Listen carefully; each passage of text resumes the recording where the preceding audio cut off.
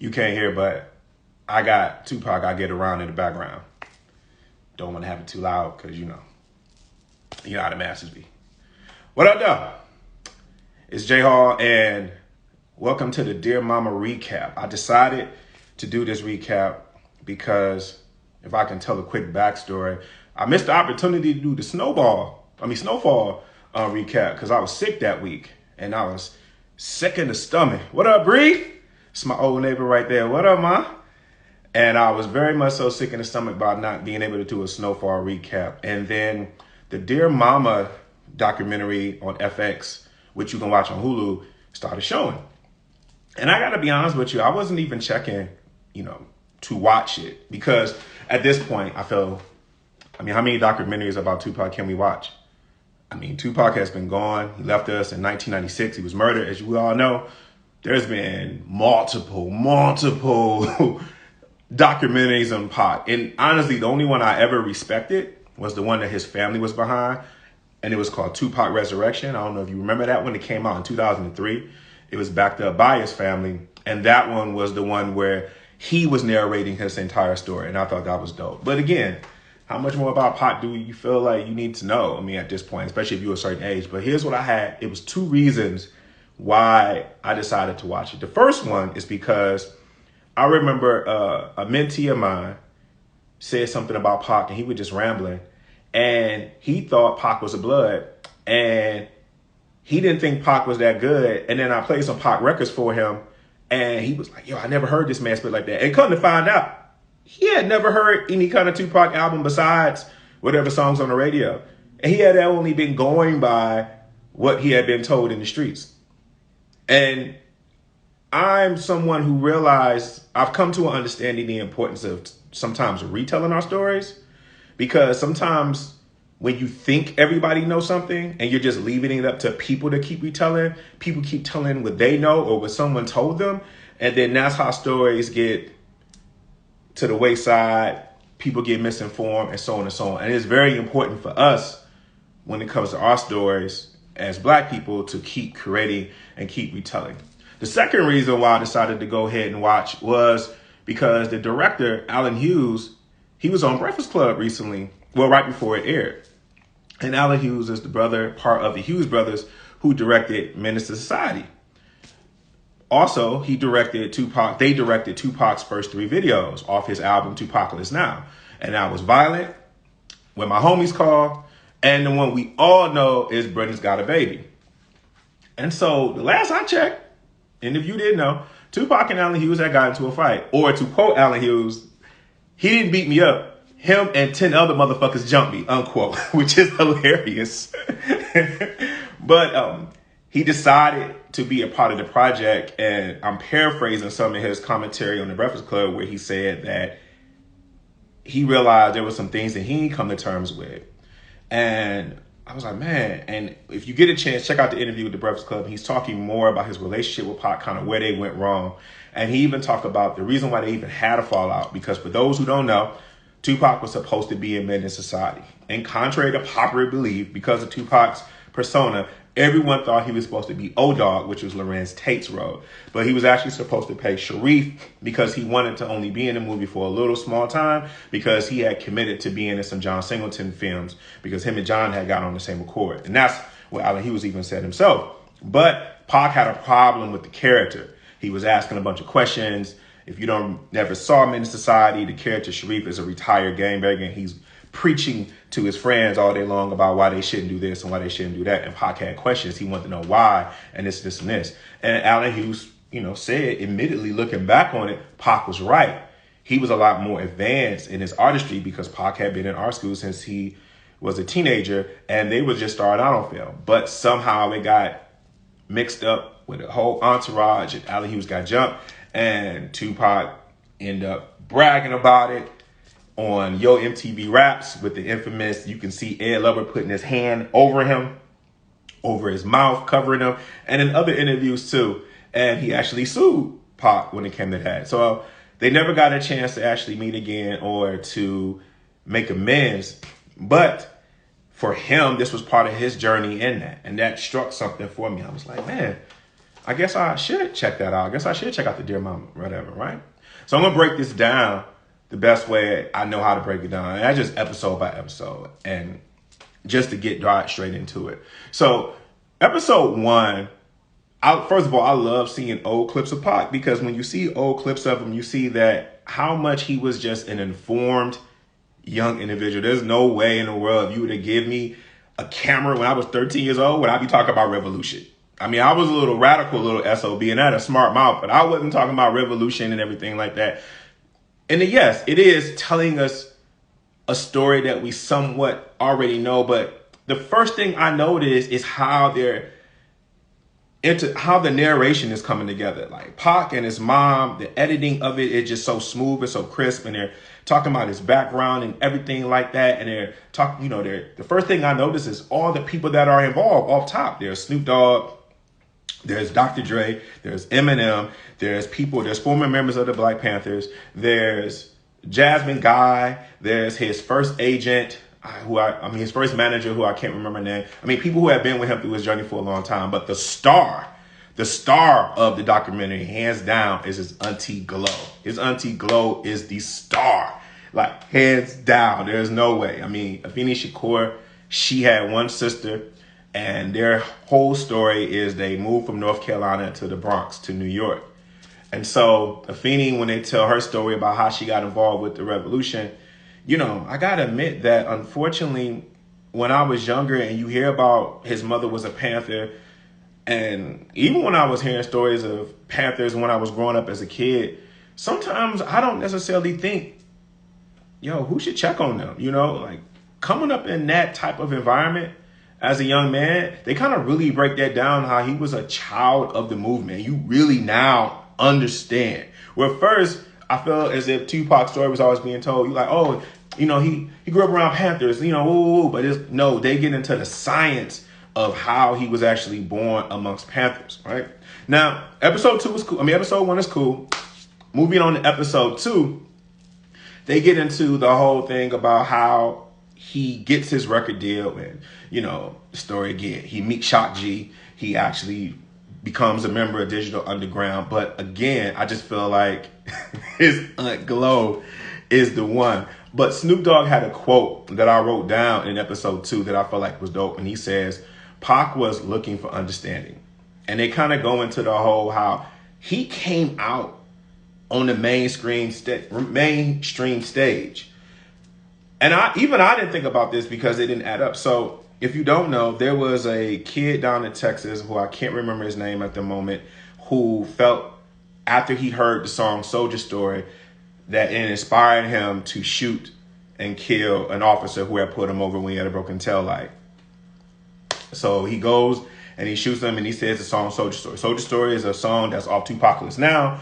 And then Tupac was making headline news based upon that song right there alone, where the then Vice President Dan Quayle had made this quote that said, quote, "There's no reason for this record like this to be published. It has no place in our society," unquote. And then he does the movie Juice. So he has a movie that is hitting the impact of the culture that is out at the same time. And he's also coming out being controversial. So he never came out as just the rapper who just got a song that you like. And then his first single was Brenda's Got a Baby, which he's telling the story, as we all know, about a young woman who gets pregnant because she gets molested and raped and she abandons the baby. When you think about all of those elements and he's 20 years old at that age, how do you handle that? They kind of break that down about how he's already feeling as if he has this mantle that he has to carry from a legacy that he was born from. And now he's coming in his own with the so-called government, with the so-called controversial being a figure that he is, trying to enjoy the movie. But people also question him because there's violence at certain movie things. And to those that don't know, that were maybe too young or don't know or don't remember, hip hop was not the way it was right now. There was a time when I was a kid, me and my sister talked about this, how we actually used to think they was going to take hip hop from us. I mean, you had people like C. Dolores Tucker, who was teaming up with Senator Bob Dole, and they were upset at these records. They did not like these albums at all, and they were trying to get them up out of here. So there was a lot of times where, as if you was a youth, you really felt under attack. There was no, oh, the culture is this and this and this and this. No, it was this should not be here.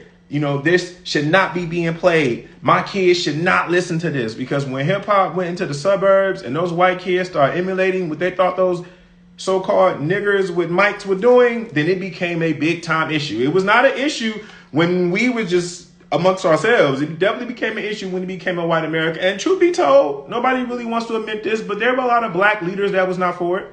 There were a lot of black leaders. I remember the Reverend Calvin Butts in New York, where he got the steamroller and he rolled over all the CDs and he was calling them nothing but thugs and hooligans. I mean, this was a big deal. So you realize that Tupac actually was being taught or trained about one movement that his mother had went through, and he's actually entering another movement within himself, which is the movement of hip hop itself. You know, it's just something about that. And Tupac is now, he's going on talk shows in episode 2, and he's explaining his music. And the first thing that comes to my mind is like, man, if you had to pick an artist today who had to go around and defend the culture, who would you pick? And it ain't too many people I'll really say, right? Like, there was a time where not only were you someone who had to make the music, you had to be someone who had to defend your music. You had to defend your stance. I don't care if it was Tupac or you was Uncle Luke. You had to defend your music back then. You couldn't just put out your songs as a rap artist and then go back into your shell or hide in your IG or put up a middle finger. None of that. No,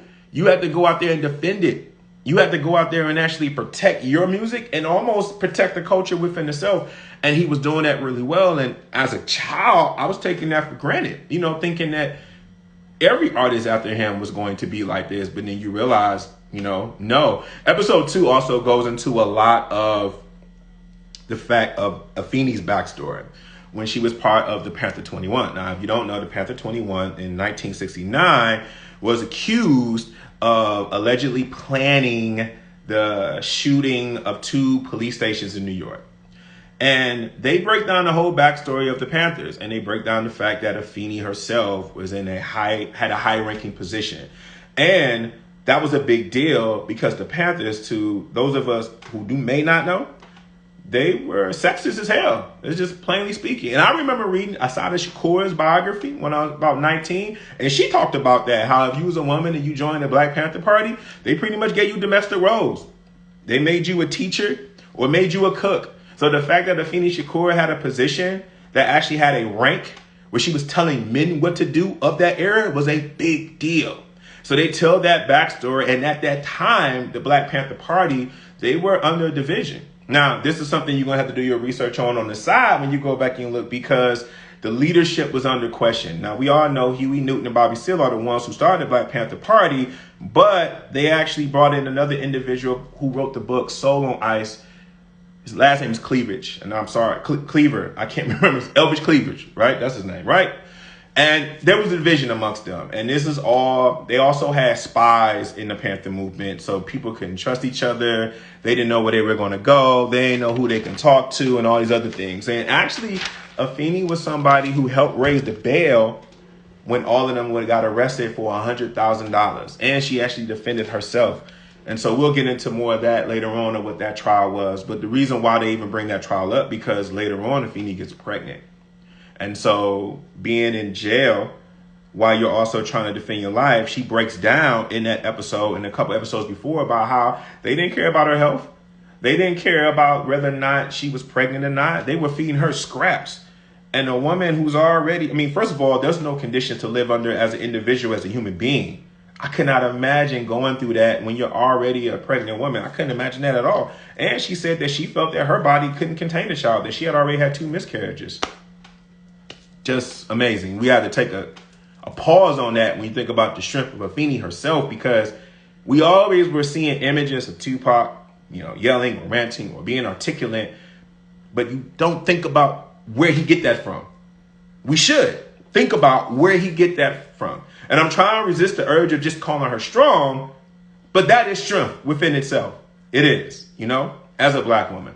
Now, another thing, episode 2, I love was the quote that Snoop Dogg said about his relationship with Tupac. And he said, quote, "That relationship with that nigga was complicated."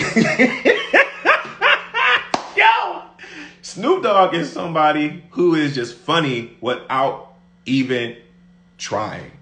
And shout out to Rika, you right.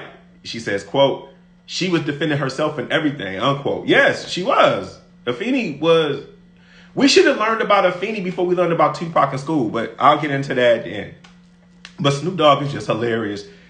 Whether he talking serious or whether he talking funny, he just one of those individuals, he just can't help it. All right. So episode 3 and 4 are my favorite. Now, episode 3, the one thing I love about it is when I start to noticing the smoothness of the editing, because I feel like if you pay attention to it, the editing is very telling. The one thing that I really do love first, well, let me back up a little bit because I wrote down my notes.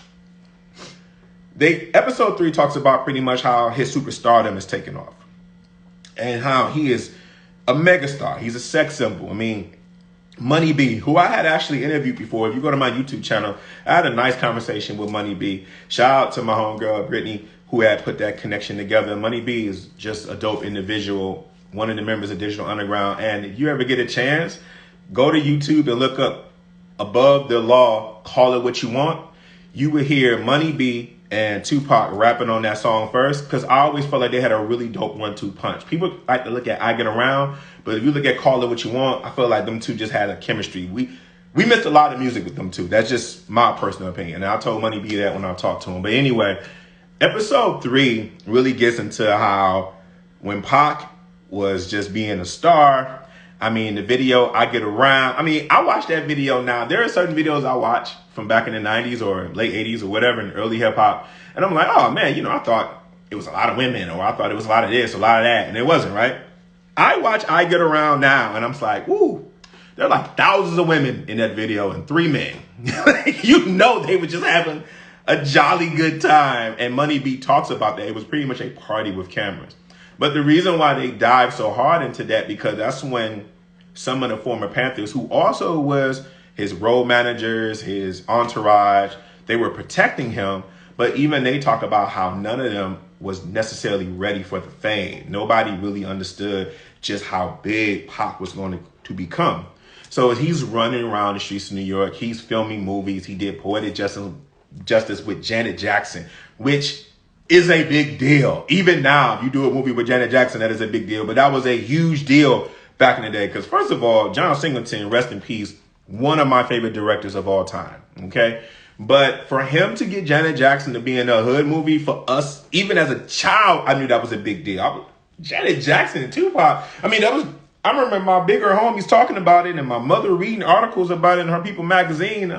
Tupac and Janet Jackson, it seemed normal now because the movie is about 30 years old. Yes, pause on that for a second. The movie is about 30 years old. So if you are old, then take a deep breath. But that was a big deal. I can't express to you how much that was a big deal that Tupac and Janet was about to be in the same movie. I watched that film now and I'm just tilting my head.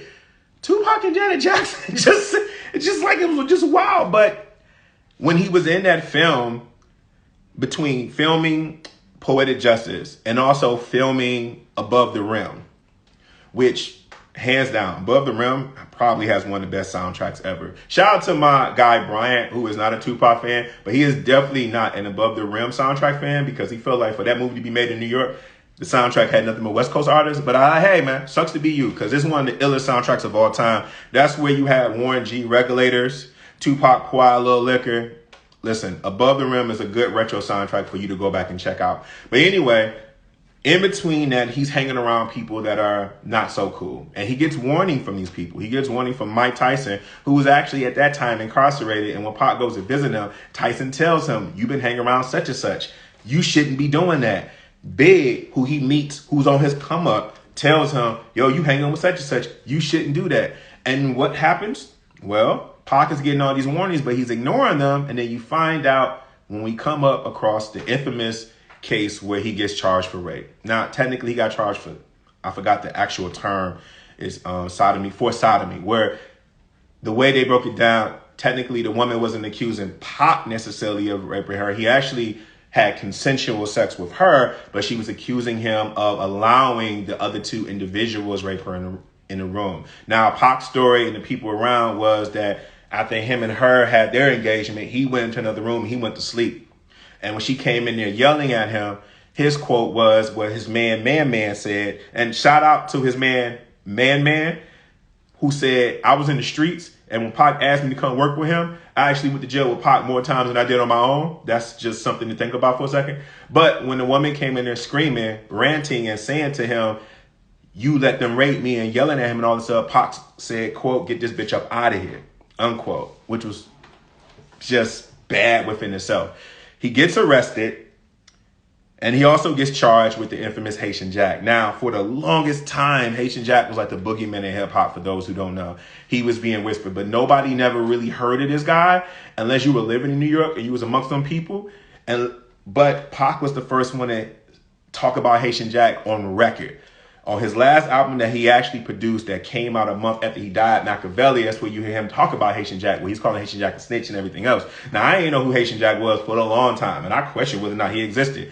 Until I saw, I think the documentary is on Hulu called Hip Hop Undercover, and Haitian Jack actually makes an appearance on there. Now, Haitian Jack, I'm not going to lie to you, I don't have any comment about who he is as a person because I don't know him. And I learned a long time ago that if I wasn't there, I don't have too much comment about an individual. And it's not like he's done a lot of interviews and everything like that. From his perspective, when you watch the doc called Hip Hop Uncovered, it's on Hulu, he pretty much is talking about how he felt like Pac wasn't who he was, and Pac was pretty much jealous of his relationship with Madonna. And he kind of brushes off. He's like, yeah, the little court thing. And then you think of yourself like, when you talking about a little court thing, if you just watching that doc. But when you watch the Dear Mama doc, you realize it's the rape case. No, I mean, ain't no little thing. Because it's hard because the reason why, because Tupac got in trouble so many times. He had so many cases. So if you hear someone say, yeah, me and Pac caught a case, you just probably thinking to yourself at that time, like, oh, it was when Pac got arrested in Michigan for getting in a fight with a DJ. Oh, it was when Pac got arrested in Cali when he got in a fight. You thinking it's one of those, but it's the actual rape case, homie. You brushing it off like it's there. And apparently, according to the Dear Mama doc, he separated himself, Haitian Jack, from a separate deal. Hence why Pac was calling him a snitch, saying he cooperated with feds, and he ended up being found guilty. He got found guilty, and later on top of being found guilty, which leads me into episode 4, which I love so much. And the reason why I love episode 4 is because it starts off. it starts off. Well, let me back up. Because I'm moving too fast. I'll tell you about episode 4 in a quick second, but let me finish with episode 3. Episode 3 takes you into the infamous where he gets shot at the studio when he goes to record with a rapper named Little Sean. And I always wondered, this guy Little Sean, like, we never heard from him. We only know about him being in that studio. But Pac goes to the studio because he needs money. He goes to record with this gentleman. He shows up. He see Big, Lil C's actually, who yells for him. They're actually, Biggie and Junior Mafia are recording their album. They say, yo, go get him. Pac comes into the room, or downstairs. He comes into the studio downstairs. By the time they go downstairs, Little C's, who's told the story multiple times, he already seen Pac and them getting beat up and everything. Allegedly, when these guys tried to get him, it's always been alleged that Pac also might have shot himself in the nuts at that time. But they also shot him up too because he was resisting. And apparently that's what happened. He got shot 5 times. And we know about Tupac getting shot 5 times. So not only did he get shot 5 times, but his mind, his paranoia is really effing with him. So he don't know who to trust. And we know later on, he blamed Big for not warning him. But he also goes to the hospital. And then who shows up at the hospital is the man that he apparently thought was dead, was his biological father named Billy Garland, who was a former member of the Black Panthers also. He feels that his mother lied to him all these years because his mother told him that his father was a street dude named Legs who used to work with Nicky Barnes. This is a lot. Because if you don't know who Nicky Barnes is, who was a drug kingpin in Harlem, you need to go do your Googles, okay? So he finds out that this man is actually his father. And Pac's auntie is saying that she felt that she always knew that Billy was his father. And when you look at the gentleman, Billy Garland, he looks like an older version of Pac. He looks like him. No lie. And it was always hard because there's a few things I always feel like I related to Tupac on, but Pac is one of those individuals. I'm kind of the same way. If I'm standing next to my mother, I look like my mother. If I'm standing next to my father, I look like my father. So we always seen Pac with his mom. So you don't think to look at, or his father may possibly look like him, But then when they show the gentleman Billy Garland, yeah, he can go for his daddy.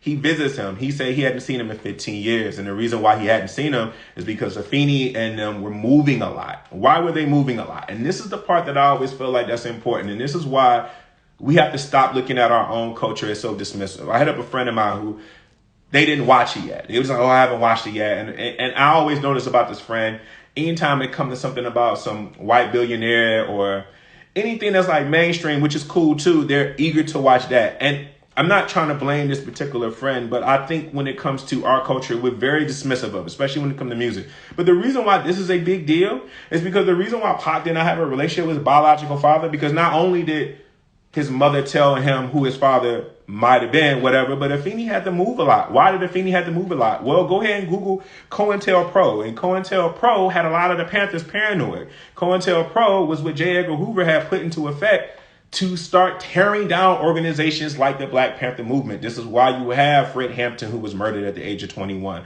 and other leaders and who was jailed and shot up and everything, like little Bobby Hutton. That's COINTELPRO, okay?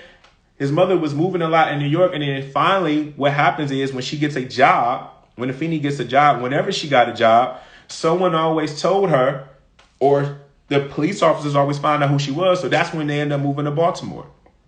So his father didn't have no relationship with him. So you imagine, if you can, you shot up 5 times, and then your actual father comes and visits you, who you thought was dead. And you always thought you got betrayed. And the one person who you always loved, your mother, you kind of feeling betrayed about that. The way they do that transition. And then later on, they show him going into the courtroom. When he goes into the courtroom and he's found guilty, he says this speech. And come to find out that the courtroom that Tupac was in to defend himself was the same courtroom that Afeni and the Panther 21 were in 20-something years earlier. And how about the officer that arrested him when he was accused of rape was the same officer that showed up when Tupac got shot 5 times.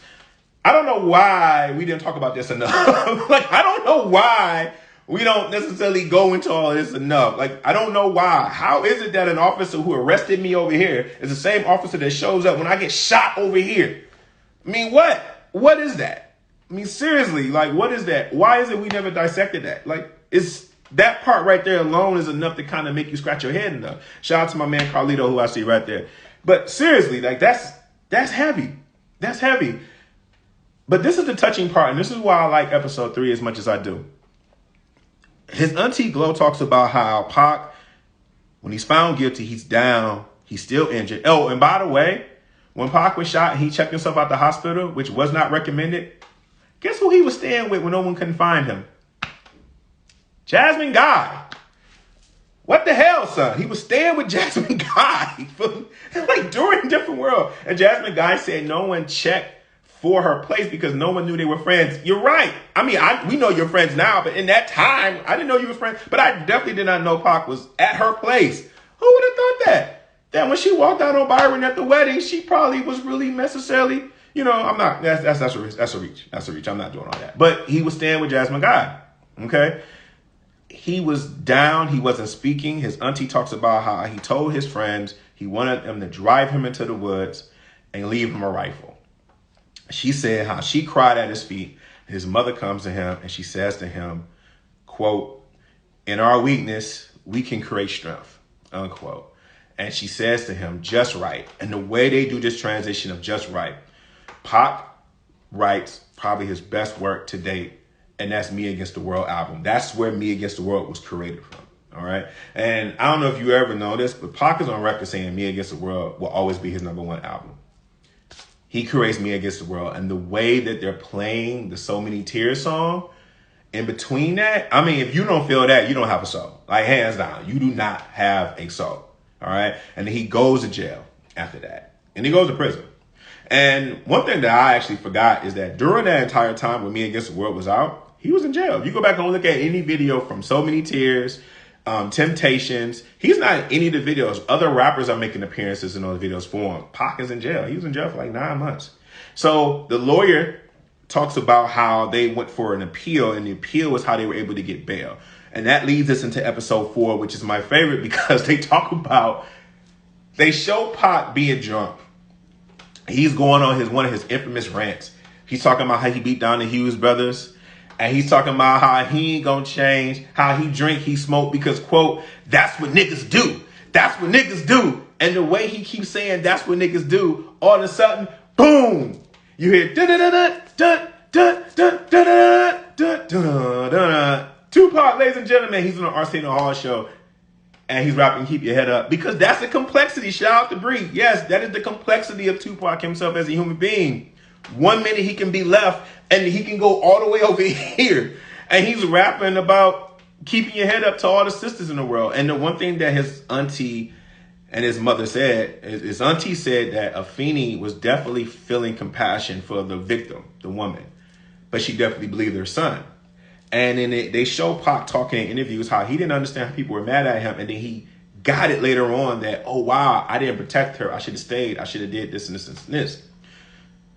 When they get to talking about him being in jail, he's having resentment towards people. He's feeling upset about a lot of things. I mean, being found guilty and waiting on to be bailed out, he felt abandoned. He really thought that his community had his back. Like, Pac really did think that he was safe in the hood. He really thought that. Now, number one, I learned that before I was an adult. The first time I got shot at, I was sitting on my porch, minding my own business, when somebody walked past me, looked at me, and just plainly shot at me 5 times on my grandma's porch and missed me. Until my grandmother's house got tore down, there were bullets on my grandmother's step because that gentleman shot me all the way as I was running into my house. Okay? So yeah, they will get you in your own neighborhood. But Pac really did feel like the community was there for him. And you know what else I'm thinking about really at this moment? He kind of ignored his mother's warning. His mother told him about the dangers of that and thinking with that. But episode 4 breaks down his art school, how he goes into the art school in Baltimore. And he got his first acting chops playing in Raisin in the Sun at the Apollo Theater, raising money for the first time Jesse Jackson had ran for president in 1984. And everyone was saying he was so young, but yet they can see that he was gifted right then and there. So him going into his art school was the best thing that his mom can do for him, despite the fact that they were living in poverty in Baltimore. Now, I know I named a lot of people that were a part of this project. Interesting enough, Jada Pinkett was not on here. Now, here's the thing. They might have asked her, and she might not have wanted to do it. Might not. But they might not have asked her.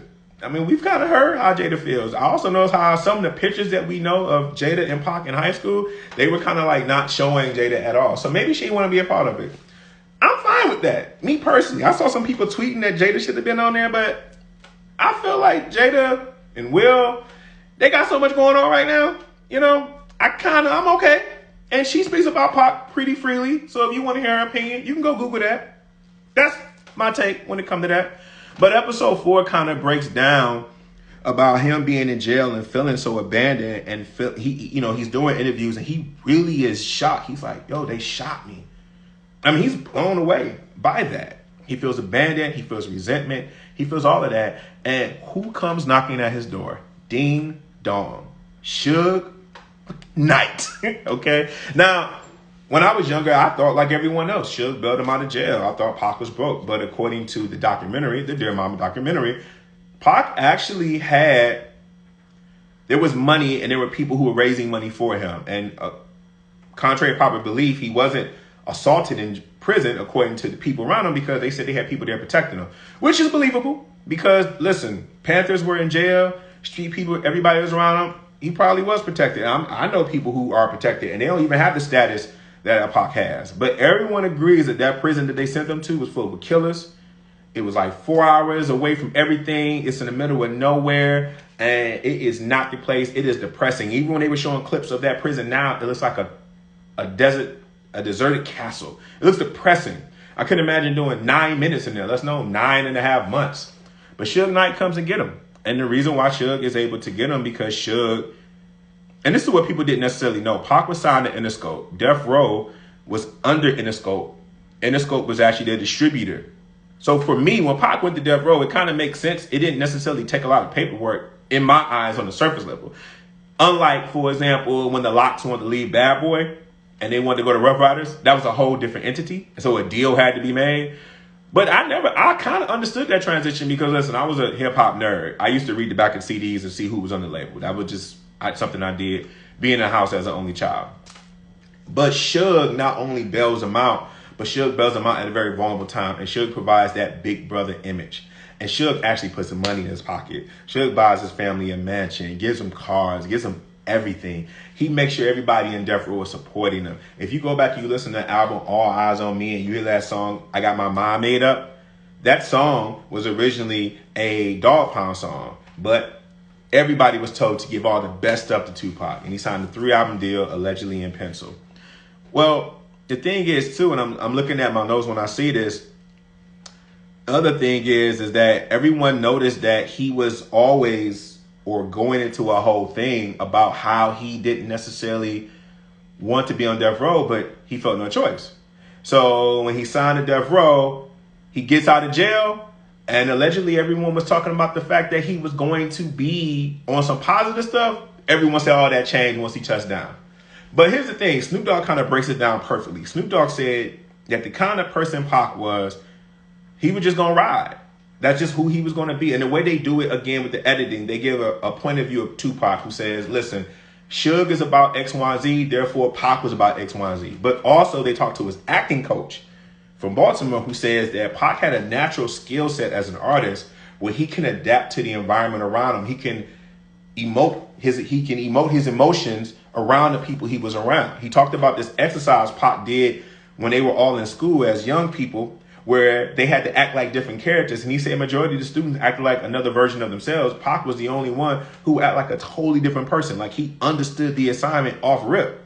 So when you hear one point of view from that, and then you hear what Snoop Dogg has to say, that's the connection right there. Hey, listen, this is the person I'm with. But also he had a very strong sense of loyalty because it don't take that much to watch this and see that Pac had abandonment issues. And listen, me, myself, personally, I've had abandonment issues myself, okay? So when you have abandonment issues, you have this very deep-rooted sense of loyalty, okay? Because you know what it's like to be abandoned. And I, myself, I know what that's like. If someone does a favor for me for the longest, I had to deal with that in my own personal life through therapy. I can have a flat tire. If you came and you got me a flat tire, guess what? You got a G for life. All right, who we riding on? I mean, I literally had that mentality. So when I saw that when I was younger, I ain't seen anything wrong with how Tupac was behaving. I was a kid, too. Now I look back on it, and I'm like, it's clear as day. So anyway, when they break all that stuff down, they talk about also, too, about the impact. And this, I almost missed over this. But they also talk about the impact of Dear Mama and what that did, because his mother said when she heard Dear Mama for the first time is when she really realized that Tupac forgave her, because Afeni Shakur struggled with a drug problem, drug use. Now, here's why that's so significant. Because not only did she go get help, but they show all of the Panthers. And one guy had a quote when he called it colonial warfare trauma. And I might be misquoting that, but pretty much they all had PTSD, all of the Panthers. And he talked about how a lot of them going in and out of jail. Pac's stepfather, Mutulu Shakur, went to jail for allegedly being a part of a 1981 robbery heist. And guess what else? When you go do your research about that robbery heist, you remember the movie Dead Presidents that the Hughes brothers directed? The infamous, when they got the white makeup and they're in New York and they're robbing them federal trucks. Allegedly, that's where they got that from. That's Pac's stepfather, the father of his younger sister, who doesn't make an appearance, by the way. Yeah, doesn't make an appearance. So that's Pac's stepfather. This is who Pac was a part of. Yeah, that's who he was a part of. So they talk about that, and they talk about how that feeling of his mother who was abandoned and why they had to move, and why a lot of the Panthers and nobody, and even her auntie Glow talk about one of the reasons why they kept moving, because nobody helped them. She said she wished that somebody would just say, hey, sister, do you need any help? So yeah, when you have Suge Knight who's there waiting for you, and they talk about all these other Panthers, you really do realize the impact of black male leadership in our society in general, in the black community, but how a lot of those brothers, when they kept being incarcerated, and if they wasn't incarcerated, they came out and then they were drugged out. Because listen, going through what a lot of them had went through, when you got people who are dying around you, you go back and you look, the reason why the Panthers are still alive, a lot of them, is because they were so young back then. They were like 18. A lot of them were like 20 years old. If you're seeing 4 or 5 people dying, even if you're not the Panther yourself going out to kill any cops, some of your comrades did, and then they get murdered. That's a lot of trauma to deal with. Yeah, sit on that for a second. So when they talk about that, they also make a point to talk about when Pac was actually starring in the movie Gridlock. Because when you go back and you look, Pac had a movie damn near every time he had an album. And in Gridlock, he's playing Spoon, where he's playing the drug addict. And Pac is talking in an interview himself about how, being a drug addict, he grew up watching his mom dealing with it. He channeled that into his performance. Which, when you look at all the characters Pac played, from Juice to Above the Rim to Gridlock to Gang Related, they were all different characters. All of them. Completely different from the next. Well, yeah, no, they're all completely different. And I love the fact that when he played Bishop, he's actually not playing a gangster. He's playing a mentally disturbed kid. Another movie that he was in called Bullet, but that movie was just whatever. But anyway, when they talk about how when he comes out, he's riding with Suge.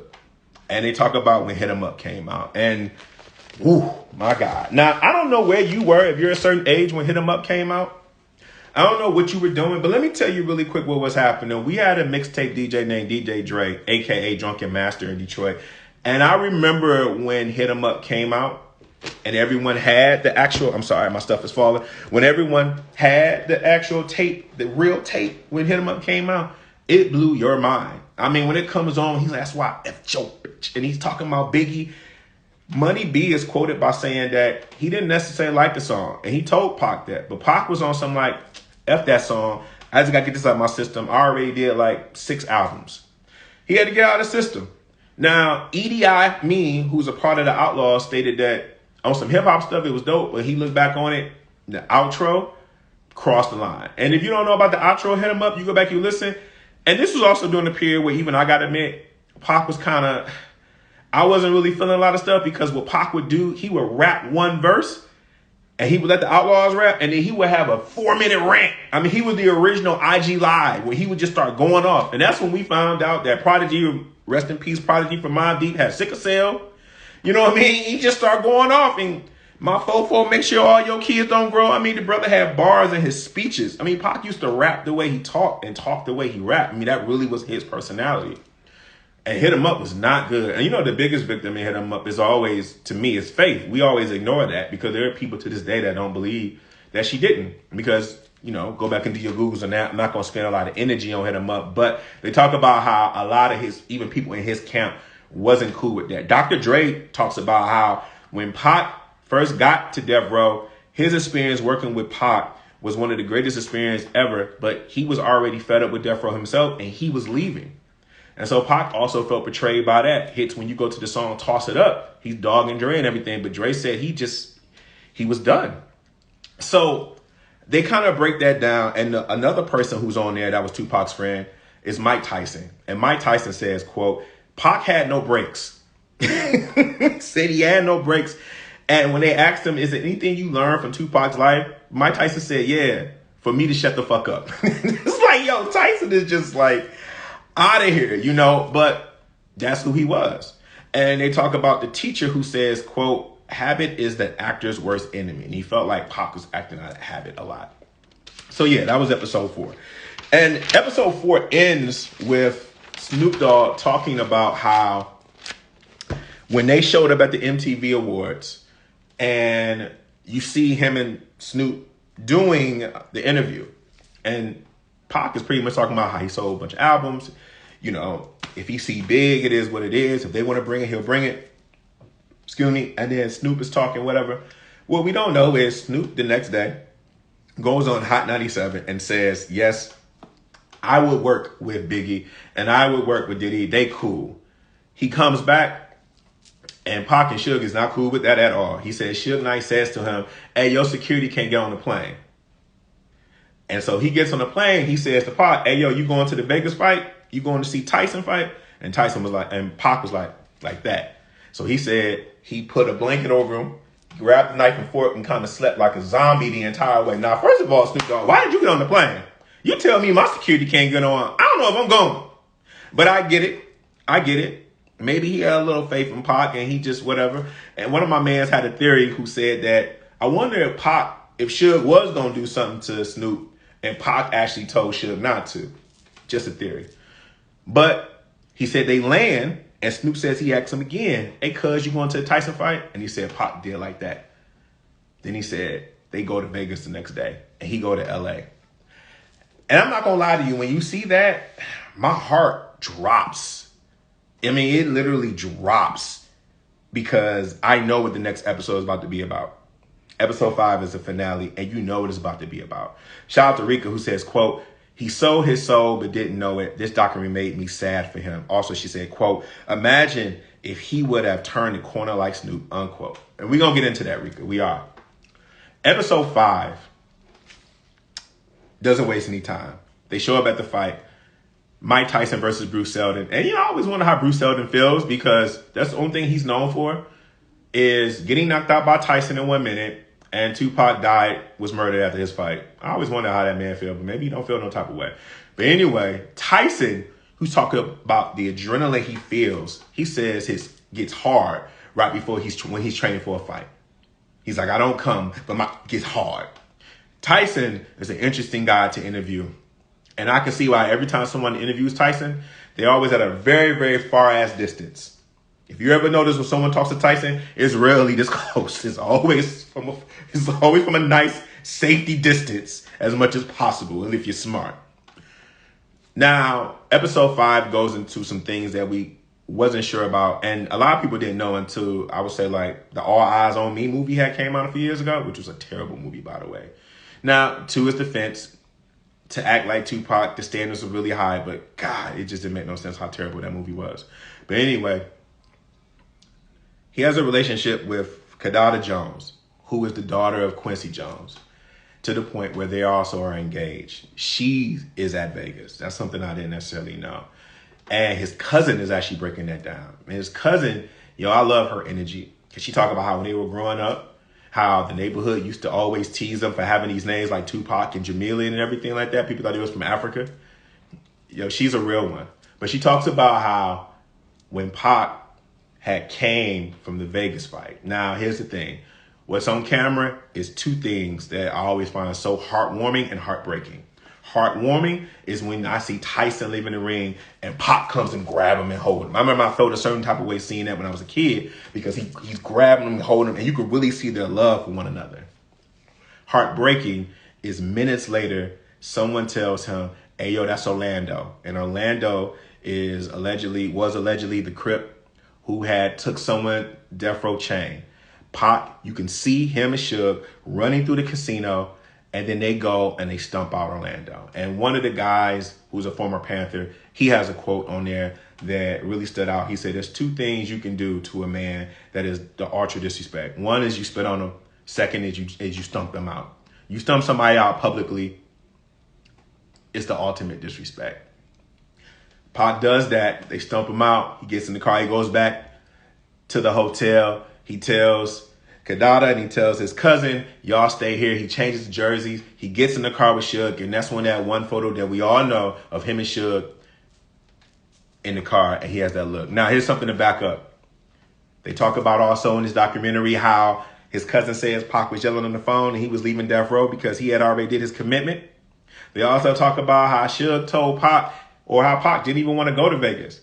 But Suge told him when they got to Vegas, hey, yo, leave your vest. Pac apparently always wore his bulletproof vest. And that one night, Suge told him, leave your vest. Suge shot me. You remember that, right? From Hail Mary, everyone was trying to decipher that beginning intro. Suge shot me. Yeah. I don't know. Because when you stump out somebody to what the former Panther gentleman has said, that's the ultimate disrespect anyway. They ride off, and we all know what happens after that. The car gets shot up. Pac goes into a coma. His cousin breaks down about the process of all of that, how she had to call Afeni. Afeni had to fly out. His auntie Glow talks about how she was already driving and her and her husband hear it on the radio. They fly out. And then they talk about, and they show Afeni's old interviews, and they talk about how Pac, apparently every time they turn the machine off, they had to revive him. They had to revive him like 5 times. And she said, quote, he fought so hard to be free. He fought so hard to be free that she decided to go ahead and let him go. And man, when you see that, I mean, it was sad when I was a kid, but to see it now as an adult man, it's heartbreaking. I mean, it really is. It is very much so heartbreaking to see that. They move on, and we all know that. But then the doc does something very special. It talks about how Afeni, after that, goes to work. And Snoop Dogg, again, says about the whole thing, he says, quote, that was all a misunderstanding that didn't have understanding. Because 6 months later, as we know, Biggie died. And so a lot of the artists were coming together to join the unity. But most importantly, Afeni, she's the one, to quote Jasmine Guy, that really took care of the business of Tupac. They go into court for 5 years because Pac had over like 500 songs. They get that together. She starts Amaru Entertainment. She helps build schools and institutions in his name. She does all of this wonderful work. She makes speeches. She's going on interviews. And you know what? When I used to see Tupac's mom on TV a lot, it never set with me what she was carrying because I was so used to seeing her. I'm looking back on that now, and I'm like, as a mother who your son was murdered, and for you to take that, woo! I mean, that's heavy. That is heavy. And that go to show you how black women show up so much that we take it for granted. We're so used to them showing up and doing miracle work that we look at it as a normalcy. Because there's no way a woman whose son was murdered in the way he was, and she's not the only mother, black woman, who's lost her black son to violence. But to quote Auntie Glow, Pac's auntie, she's one where her son was famous. So she's seeing him on TV all the time. And so they show a clip of her when she moves to, I think it's Celeste, California. And that actually happens to be the same place where they see Afeni and she's talking on camera, where Otis Reddy records the song Sitting on the Dock of the Bay. Now, you know what's disturbing about that part? To a lot of people don't know, Otis Reddy was a singer from the 60s who died in a plane crash. Sitting on the Dock of the Bay was actually a song that actually he pre-recorded before he died, and it came out after his plane crash. So when she mentions that, that's eerie to me. That's just me. I'm pretty sure that was intentional for the director. But she talks about how she's in therapy, and one of Pac's childhood friends is rapper Ray Love. Now, Ray Love had one of my favorite songs on the New Jersey Drive soundtrack called Money. I'm all about my fat money. Yeah. And Ray Love is actually somebody who's being by her side the entire time. And he talks about how one time they went to this event, and Afeni, when she gets out of the car, she's out of here. She's gone. And he says to her, I'm trying to keep up. I'm trying to protect you. And she turns to him and she says, you can't protect me. I protect you. And he talked about how allegedly Tupac jumped on top of Suge when the car was getting shot up. How Mutulu Shakur allegedly, when he was 13 and the church got shot up, jumped on top of some older people. And he said, this is who these people are. Now, later on, they talk about how Afeni passed away from a heart attack. That was very much so. That hit because it came out of nowhere. But to wrap it up, to really, really, really wrap it up, is Auntie Glow. When she says, Allen Hughes asks, do you think that she ever became at peace? And she said, my sister was never at peace. And I'm paraphrasing. My sister never thought she did her best. She said, you're going to get a few tears, but I'm going to tell you what it is. My sister never had peace of mind. My sister never felt that she had done it all right, unquote. And man, her talking about her journey and having one sister and one nephew and she hit the jackpot, that hits. That hits. It really does. See, the reason why, to bring it full circle, why this documentary is so important, added by what I said about our culture, but it's also so important when you watch a documentary like this because it shows about the complexity of an individual. Tupac was no different in a lot of ways from an average rapper. When some people try to say, well, you know, he wasn't who he said he was. Well, A lot of his stuff got lost in translation. Thug Life, as we all know now, stood for the hate you give. But the life part called with Thug Life was the hate you give little infants fucks everyone. Okay? He talked about how Thug Life was the viewpoint that society sees him and other black males, but a lot of it got lost in translation. He was so young. His career was only from 20 to 25. The biggest tragedy of that is that he didn't live to learn the lessons that I learned, to learn the lessons that Snoop Dogg learned. To quote Rika when she said, imagine if he would have turned the corner like Snoop, because Snoop got a chance to live long enough to learn his lessons. Black men, black people in society often don't get a second chance to live long enough to learn the lesson. Everybody goes through these trials and errors. He didn't live long enough for that. And that's one of the biggest tragedies in that. I mean, but he did live a full life at 25 years of age. And everyone talks about how he didn't plan to be here long. He saw that vision for everyone else, but for himself, he never planned to be that. And Afeni, they wrap it up by saying, she talks about how everyone gets 2 dates, an entry date and an entry date, and an exit date. And she said that Pac made peace with that. And he might have made peace with it earlier than she liked to hope, but he made peace with it. When you hear that and you see his mom talking and you can hear it in her voice, it does something. There are individuals who come into this earth sometimes for a glimpse, but they make an impact that's everlasting. I mean, that's artistry at its best, right? But there's nothing cool about the tragedy of what happened in the situation. When Snoop Dogg says it was all a misunderstanding that needed understanding, I mean, he's right. Nobody necessarily wanted to take time to actually have a discussion to talk about it. It was tempers and everybody was young and everybody was getting money. And that's the unfortunate part about it. But Tupac's music, I'm not even going to go into a rant about how I feel. Some people try to say he wasn't a lyricist because he was. Because he wrote cohesive and he wrote as a poet. But when you think about his music, how impactful it was, how impactful it still is to this day, he got to be one of your GOATs. My man Brian is not even a Pac fan. And he'll tell you, if Pac ain't on your top 5, he don't even respect your top 5. And he doesn't even like Pac. That's like me. I can't stand Michael Jordan. Greatest player ever played basketball. It just is what it is. But the Dear Mama doc is a worthy watch. The Dear Mama doc is something that an older generation and a younger generation can watch together. The Dear Mama doc is extremely well done. So my hat's off to Allen Hughes and company that did that. Is there anything I missed? Hit me up. But for that, thank you for joining. Much appreciate you. We goes.